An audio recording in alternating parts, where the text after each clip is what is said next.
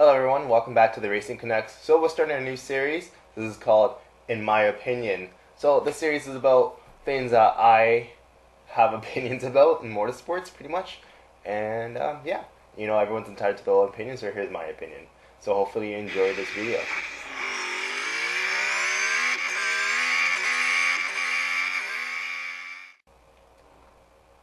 Peanut butter, jelly, they go together. NASCAR, road course racing.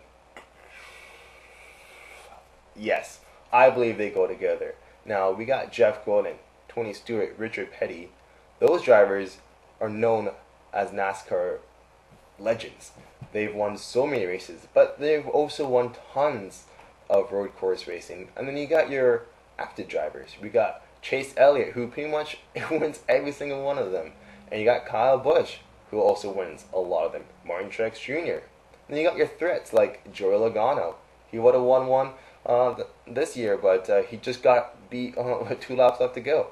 You got Denny Hamlin, who can definitely win road course races. He's just has a hard time closing them up, but he's always a threat. Now, that makes it interesting to watch. Is that yeah, you have your favorites like Chase Elliott and Kyle Busch to go win the race, but your threats are there, and you also have drivers who are in teams that maybe don't perform well on oval tracks, but they have a chance to get into the top 10, top 5, or maybe even win the race. Look at Michael McDowell. He just got top 10 in the race of the Americas, Circuits of the Americas last week. I'm too excited. You got it last week, right? Yeah, sure, he finally won an oval race. He won the Daytona 500 out of all the races, and now he's an official winner, but teams like that, they have a chance, they have a shot to get into first place, and that's why I like watching it. It's very exciting racing. There's so much more going on in the races there. You got lefts, you got rights, apexes and braking zones and racing lines. It's awesome. It's like if Formula One lost all their downforce, it got really heavy and just decided to have V8s, but not even really close at all.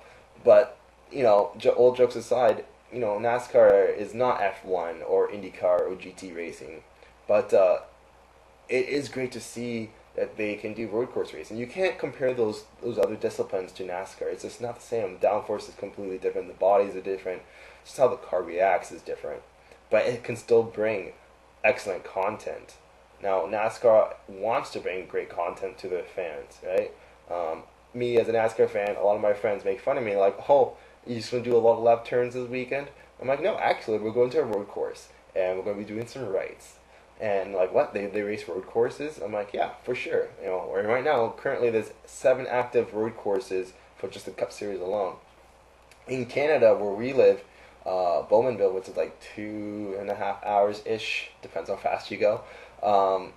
We have the Pinty Car Series here, NASCAR Pinties, and they race at Mossport. And I went there in 2019, and that was a phenomenal race. It was so much fun. Now, sure, at an oval track, you can, depending on your seats or depending on the track itself, you can see the whole track. At a road course, you can't, right? Because it's a road course, it's big. But depends on what turn or straightaway you're sitting at. You can really enjoy the race, and if there's a monitor nearby, you can watch the entire race. Or if you have the data on your phone, watch it live if it happens to be a live broadcast. And when the cars go by, you watch it with your eyes. But yeah, I love it. It's such a great way to see new talent get through, right? And speaking of new talent, if you want to watch road racing that are featuring stock cars, NASCAR has more than just the 3 series that you might only know about. I didn't really know about these series. Besides the Pinty series, there's the NASCAR Mexico Peak Series, and they race ovals and they also race road courses, and they do a lot of road course racing. Now, obviously, the tracks are only in Mexico, and Mexico doesn't have a lot of tracks as the States or Canada. So, they're going to be going to the same tracks, repeatedly, but that doesn't mean it's the same winners each time. And the racing there is absolutely bonkers. It is so close. When they put rubbin is racing to a new term.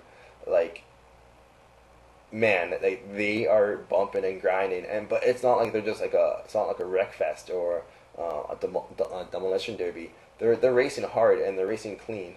And then if you want to watch more, this one's perfect for people who just love road course racing and stock cars. This is the NASCAR Euro Series, where they only race in on road courses, and they race on tracks like Brands Hatch, right? And we got our street racers there across the street there. I don't know if you can hear them, but yeah, like amazing racing, and the people there just love NASCAR as much as we love NASCAR up here. It's not ovals, and I think it's an amazing racing there.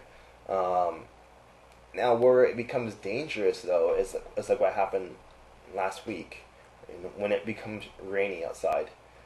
It's just, if you can't see where you're going, then yeah, you have to call the race, right? We had two major accidents that fortunately everybody was able to walk away from. Now, nothing against Harvick, right? I'm not a race car driver myself. I'd like to be, but not a race car driver. Um, Harvick was slowing down because he couldn't see. Fair enough, right? But he was slowing down on the racing line.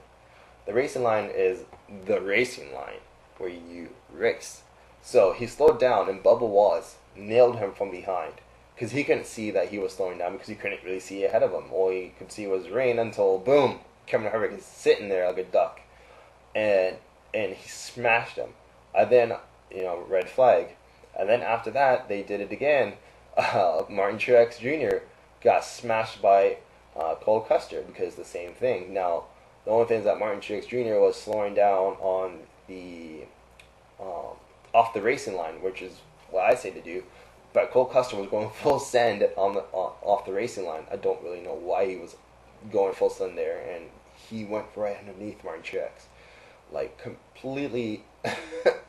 Dude, like Hot Wheels crash, man. Like when you were like a little kid and you had Hot Wheel car toys, or you could still have them now as an adult. And yeah, it was like a Hot Wheels crash. It was crazy, and I'm so glad that everyone was able to walk away. That's when you want to call a race, when it's too dangerous, right? Like I said, you're not F1, you're not IndyCar, you're not GT racing, you know. And even then, I feel like the race would still be called off because it was still too dangerous to really see, right? And of course, Chase Elliott was in first place when the race was called off, so he wins another road course. But that also adds another new driver, a new driver to the playoffs of non-repeat winners. So that makes it fun for this season. But I just want to know your opinions on road car racing. Do you think it belongs in NASCAR, or do you think they should only stick to oval racing? And remember, everybody, that's just my opinion, and no one asked for it. Bye for now.